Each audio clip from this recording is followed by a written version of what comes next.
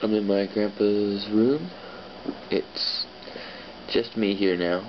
Behind me in the bed is his shell. And the butterfly has gone to the next dimension. So I'm logging in. I'm going to send one more message from his computer. Tell some people that he has left. It was a good day to die. It's been 24 hours since Grandpa changed into a butterfly. It's been it's hard to express it so that it makes sense, but it's been a wonderful 24 hours.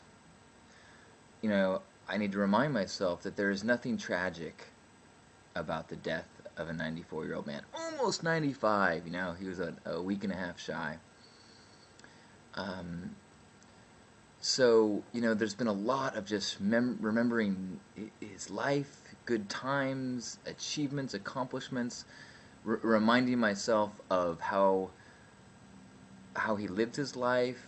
You go through his rooms and you find, all these things that he saved and letters and just seeing the way that he lived, he often would talk in a preacherly way about making the weight of your life matter for what you believe in, and as you look through his papers and his life, I'm reminded that he walked the walk. He lived like he believed, and so there's also a really wonderful kind of like there's beauty to this chapter closing. It's kind of like seeing somebody play a perfect game. Like as they're throwing those last few strikes, the game's over. You're not sad that the game's over and they can't pitch anymore. You're like, fucking A, dude, nice showing, way to play it.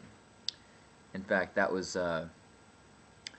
when it was interesting. I was in his room when I realized that he's, at least had a few minutes before he was going to go. I started looking around the room trying to find the one thing that I wanted from Grandpa was this book that he had by Gandhi called All Religions Are True. And so I'd had it in my possession, and then a few months ago he asked for it back because he wanted to loan it to somebody, and I was like, oh man, I don't remember who he loaned it to. I'm never going to be able to get this. It's out of circulation. I've tried to find it, online. It's not. It's an out-of-print book. He bought it in India. It's like, and so I was kind of bummed. I looked around at where it should be, and he couldn't find it. And I was sitting there, and I was like, well, maybe that'll be one of my tributes to Grandpa, is I'll go through life and try to find this book sometime. And I'm lying in his bed next to him with him, and my mom decides she's going to look for the book. And so she eventually finds it, and it's in an envelope with my name on it, and she hands it to me. And it may have just been my perception, but it felt like to me his breath went from this really belabored to more of a,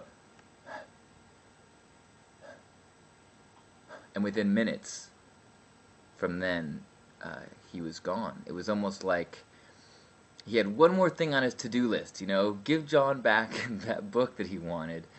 And it was almost like, even though he wasn't there, he could sense that, I was looking for something, I wanted something from it, and it's like from his unconscious state, he was like, no, it's right, no, it's behind the other, no, keep looking, no. And so when my mom handed it to me, I felt like, to me, there was this, okay, I'm done